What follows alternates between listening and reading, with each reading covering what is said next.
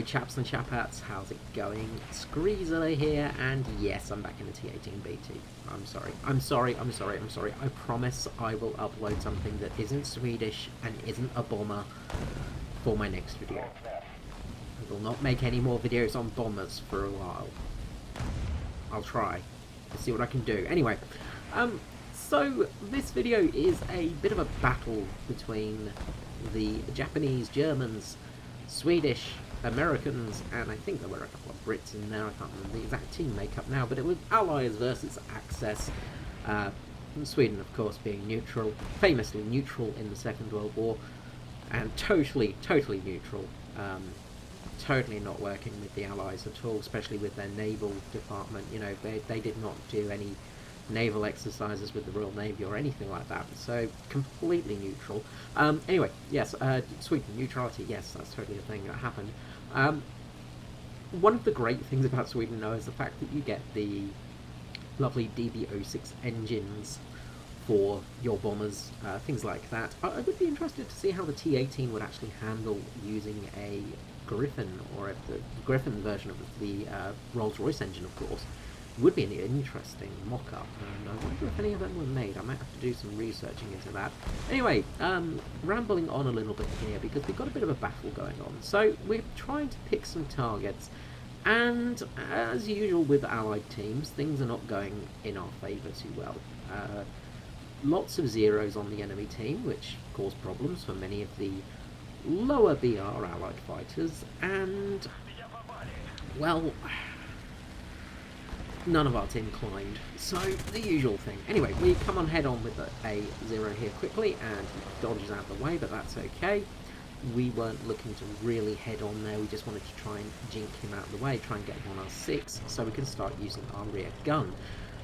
This is a fantastic method for using this plane, is basically luring people onto your 6, because that machine gun on the back, the 13.2mm machine gun on the back, is fantastic, and the AP rounds are extremely strong. Come up on a BF-109 here, and turning underneath us, but we have got a zero on our 6.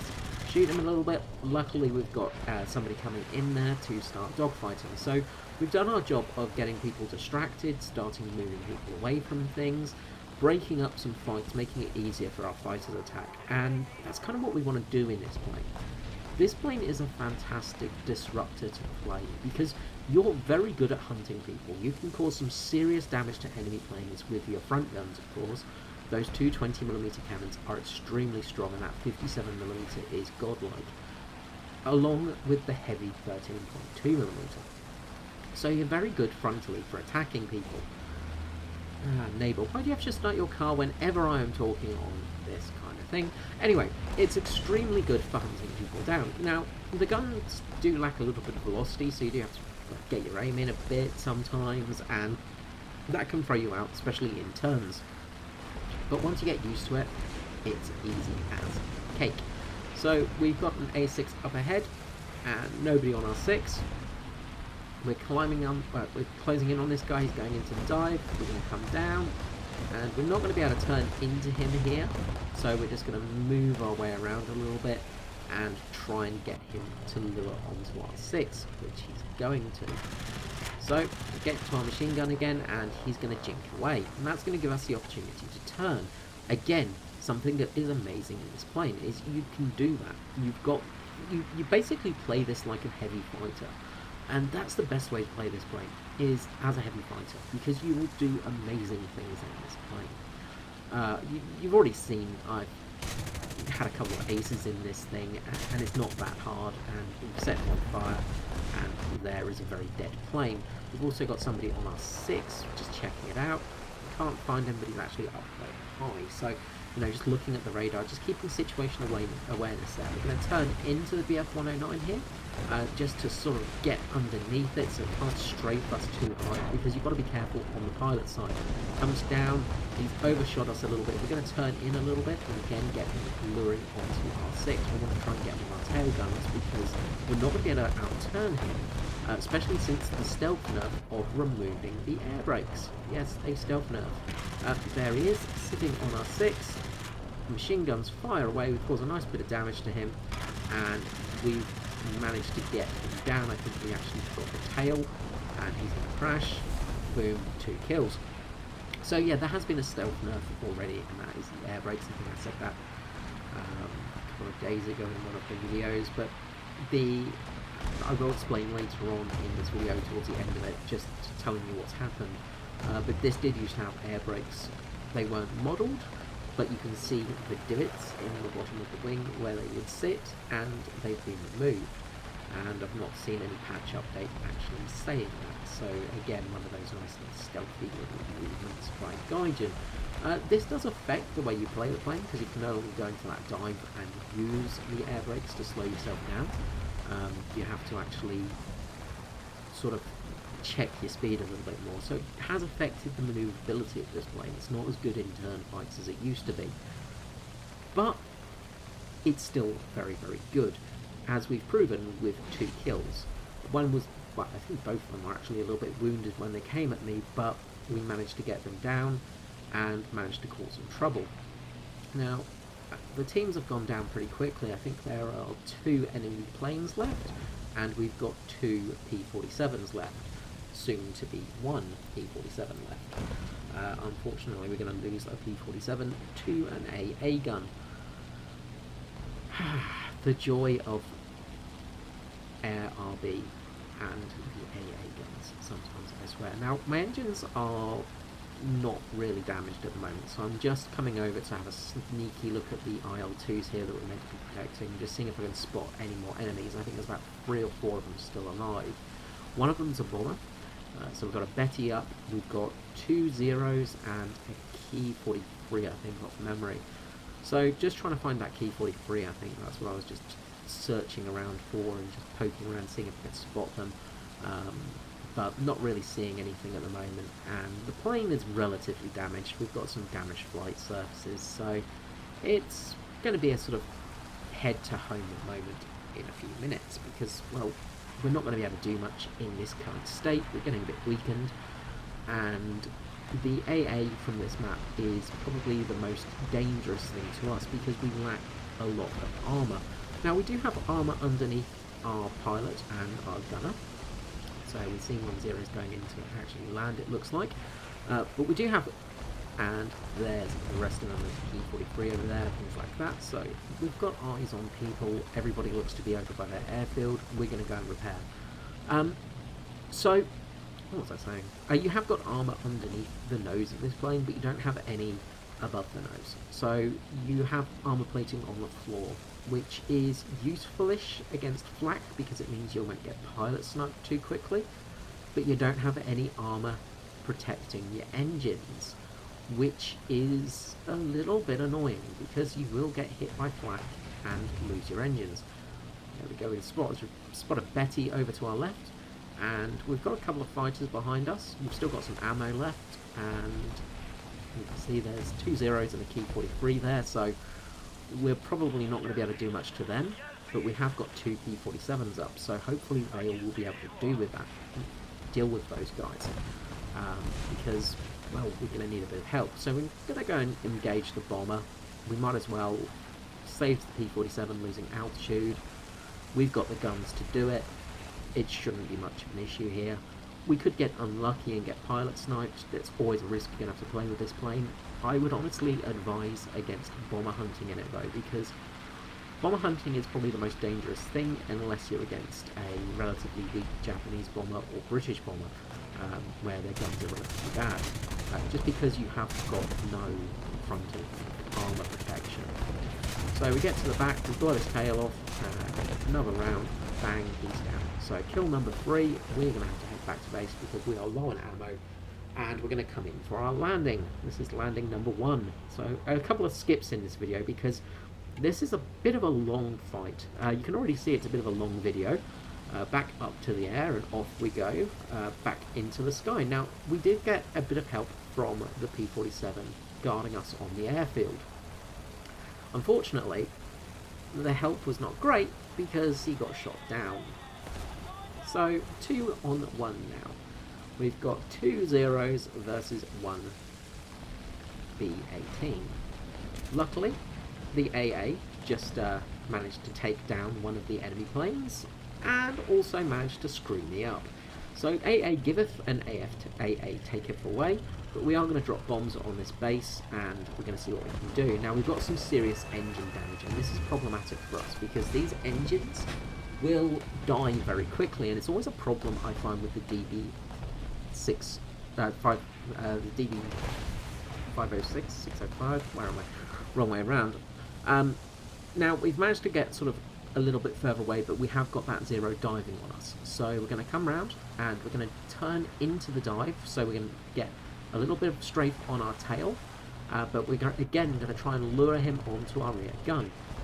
Now, this is a good point, a good time to actually mention about the rear gun bug on this plane, because you will find that the gun is bugged when you first jump to it. Now, he's overshot us. We're going to try and turn up and try and get him with our main guns, but we do not have the agility at the moment. With our engine in this damaged position, we're kind of screwed. But we can get back on our rear turret, and we're going to drive him off. We've caused some damage. We've managed to crit him, and it looks like he's going to have to RTB. So we're sort of doing some good damage here, and you should see a big puff of black smoke come from him any second, and having to disengage.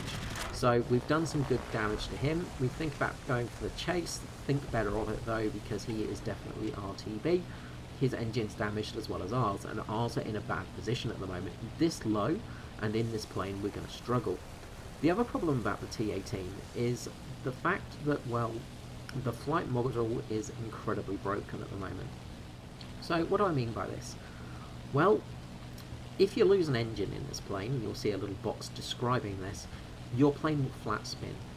You'll see this actually as I come in here. Now, this is a very, very lucky landing because, well, you see right here, that jink to the right was our engine pulling us. And if you lose an engine, you will just jink left or right, depending on which engine dies first. The engine that dies the quickest will be the one you turn towards. So it's almost like you're getting torque steer from the engines. Feathering props does nothing to this, doesn't help with anything, and if you're flying relatively at high altitude, you will just flat spin and crash. There's nothing you can do in it, which is really frustrating, and it's one of the big weaknesses of this plane, because you will get engine damage so much. So that was landing number 2 of this game so far. So we've had to land twice, and this was a very lucky one because we just made it to the airfield by taxiing, and as you can see, our engines just died. So back to the sky now, and we're going to be going hunting a zero. So 0 versus T18. 0 versus medium bomber. Not really on paper what you would think of as an even fight even. However, in practice, it actually works quite well. So we're just going to drop a bomb here on an MG and try and lure him into us. Skip ahead a little bit, and we can see him coming in, and of course flak hits us again. Yay, flak in the engine, just what we needed. 8,000 feet, and flak gets us. So we're coming in for a head-on here, and we get him to turn away from us, and that's what we wanted to do. We don't want him to head on us for one, because we're probably going to die from pilot snipes. Getting attacked from the rear is not the worst thing in this plane because it's relatively tanky. The only problem you're going to have is the gun bug, which is where you'll jump to the rear gunner and it will be sticking up in the air and you won't be able to actually put any depression on the gun. The way to fix this is to jump back to normal view and then back to gunner view. It is very frustrating, however. It's coming in again, thinks better about the head-on. It's going to come up and above us, and we're going to jink, and we're not going to fire there because we have not got the firing arc. However, we're going to be able to turn down on him. This is where the plane excels. Bang! We get a beautiful crit on him. We've caused some serious damage, like a boss. That was perfect. We can maneuver him. The vertical drop on this plane, if you're actually climbing on this plane, it's actually not bad. Those two engines are very powerful. The DB605s are very strong, of course. They're very powerful engines, and they give you some decent torque, decent speed, decent climbability in this plane. And coming in for landing number 3, by the way, because we need to repair again because our engines are screwed. The weakness is the engines, the strengths is the engines. But as I say, vertical climbing and dogfighting like that is where this plane excels. So it's time to become the hunter. We know he's got the height advantage. Actually chatted to him during this match, and I asked if he needed to RTB to get repairs, and he was like, no, still okay. But we know he's got damage. Now, what's damaged? Don't know. Could be just a landing gear, could be control surfaces. But we are going to be able to get him here, because he's going to come in on our 6. So we're going to dive, get some speed. Now, he's quite a way away from us, 3 kilometers, so we're going to pull up, and we're going to use that beautiful, beautiful vertical movement on this plane to actually get altitude back. Spin the plane over. Now, we've lost a lot of speed from this, but he's going to overshoot us, and he's going to get on our 6. This is where the trap is set. We're going to dive again, and as you can see, the trap is sprung. We drop our bombs, just in a vain case that they may help, and as you can see here, the machine gun bug. So we jump out of that, we jump back in, and we're in the right spot. He's sitting just a bit too high, and that means we can get our guns on target. Now you'll see me actually pulling up here, switching to AI gunner, and that's because you do have a very, very poor depression of the gun. And with that, we've pretty much critted his control surfaces and engine, and he's going to try his best to survive. And of course 57 million spark there, because of course, but we now have the advantage because we can fly circles around this 0, which just sounds so weird in a medium bomber, I know, but we can outfly a 0 right now. We have that opportunity. We're going to turn in, he can't really do much, he can only turn left or right, very minor positions. C's losing speed, and we have got this nice and easy. He actually just said good game to me, he knew it was over, and we fire off, and that is the end of the match. Game over for him. Let's head to the post-screen results. So I must give a huge shout out to TND's nice 51322. Absolute legend of a guy. Just in chat history there, we got chatting towards the end of the battle. Absolute pleasure to fly against you, sir. Thank you so much. That was an absolute enjoyable flight there. So we were at a big disadvantage there. When we lost the 2 P-47s, that was looking a bit grim. And I must admit, we did get a little bit lucky with the ground AA taking out the other Japanese plane at the time. Let's look at the rewards. Sorry, excuse me, I'm stumbling over myself a little bit of adrenaline kicking through from that match. So, only 51,000 research points. Yep, that's nice. I'll take that. that's handy. That's actually with a 15% booster, so that's not proper research points, but yeah, only 15%, so not much. I really wish I was running a Lions booster on that match. So, 110,000 Lions, not bad. We got First Strike, rank does not matter, Avenger, Final Blow, Mission Maker, Last Man Standing, Terror of the Sky, Balancer, and Bulletproof as well. So, that was one heck of a game, and that really just shows the strength of the T18B, despite the stealth nerf that has come in with the air brakes.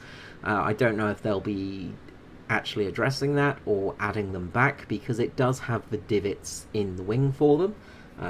From what I've found historically, it was meant to have them, so who knows, maybe that's their way of balancing. So, yeah, overall, that was a very, very good match. So, I must say, I am extremely happy with that one. Absolutely chuffed to bits. And mainly I'm chuffed to bits by the very honourable flying of our final foe there. We had a great little dog battle at the end, and really that tail gun pays off. This is the thing about the T18B, is its tail gun is one of its biggest strengths. That 13.2mm machine gun in the back is very strong.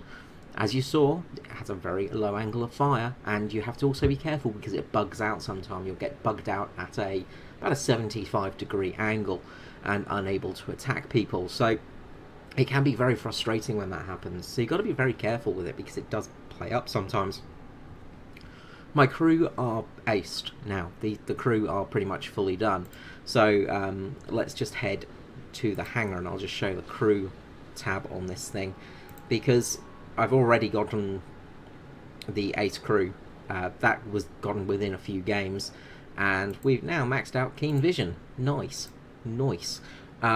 Defensive armament is almost fully stocked out as well, with all the important stuff. Logistics services, of course, weapon maintenance just reduces weapon spread. I need to get the reload speed up as well for the tail gunner, because that will make a bit of difference. That's the only things that are major. Stamina, of course, but yeah, this thing has just made me so much crew experience. It's unbelievable. It's fantastic. And as I said, I've fallen in love with this bomber. You can see the air brake divots just here on the plane, which, as I said, they've been mysteriously removed.